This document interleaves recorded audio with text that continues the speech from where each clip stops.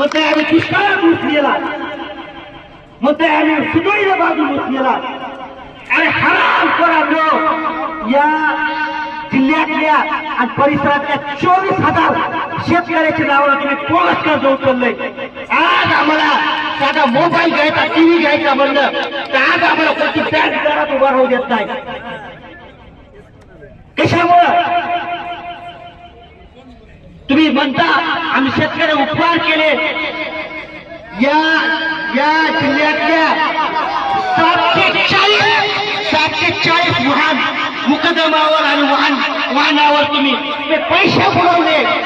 वर्षभर कष्ट केलं,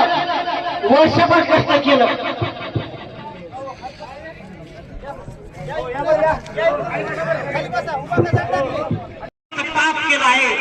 तुम्ही आम्हाला उपकाराची भाषा सांगायला कोण पीआर पटे त्याला येऊ द्या. इथं आम्ही फोन केला, आम्ही सांगलो, हे सगळा चिठ्ठा आणलाय.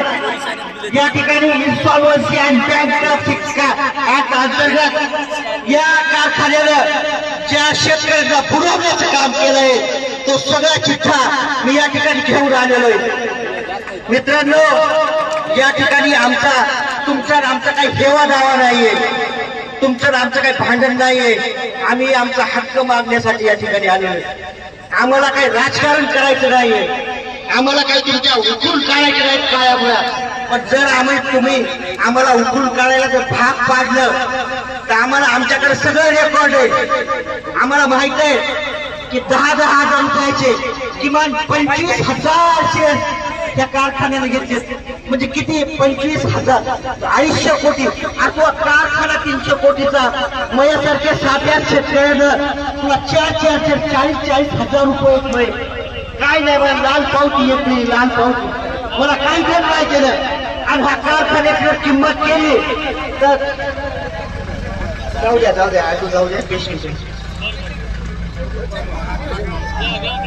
पेशंट. गाडी ती चाली.